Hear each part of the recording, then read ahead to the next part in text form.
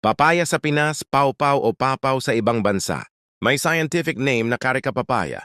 Ito ay sikat o kilala bilang isa sa mayaman sa mga bitamina. May antioxidant na lumalaban sa iba't ibang sakit. Pinabababa ang kolesterol. Mayaman sa fiber, vitamin C at antioxidants ang papaya na tumutulong upang maiwasan ang cholesterol buildup sa arteries. Nagiging sanhi ng iba't ibang sakit ang cholesterol, buildup gaya na lang ng hypertension at atake sa puso. Kaya para maiwasan ang mga naturang sakit, isama na sa dieta ang papaya. Mainam sa mata. Ang antioxidant na makukuha sa papaya ang siyang nagsasala sa blue light rays. Nagpoprotekta rin ito at nangangalaga sa ating mga mata, na siyang nagpapababa o pagpapabagal ng pagtanda ng ating paningin. Mayaman ito sa vitamin A na tumutulong upang maiwasan ang iba't ibang sakit gaya ng age-related macular degeneration. Tumutulong sa pagtunaw ng pagkain. Madalas kapag ang tao ay hirap sa pagdumi, papaya lang ang solusyon dahil sa taglay nitong fiber.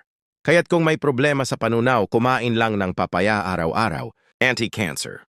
Mainam din ang papayang kainin upang maiwasan ng sakit na cancer dahil sa mayaman ito sa antioxidants, phytonutrients at flavonoids.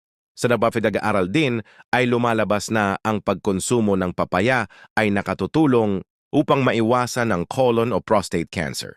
Malusog na buto. Nakatutulong din ang papaya upang lumusog ang buto. Nakatutulong ang taglay na nutrients ng papaya sa pag-absorb ng calcium. Nakababawas ng stress. Hindi nga naman maiiwasang makadarama tayo ng stress lalo na sa trabaho. Isang mainam na paraan upang maiwasan ang stress ay ang pagkain ng papaya. Mayaman ito sa vitamin C na nakatutulong upang maibsan ang nadaramang stress. Natural skin cleanser. May mga beauty expert ding nagsasuggest sa paggamit ng hiniwang papaya bilang natural skin cleanser dahil ang active enzymes ng nasabing prutas ay mainam na pantanggal ng impurities.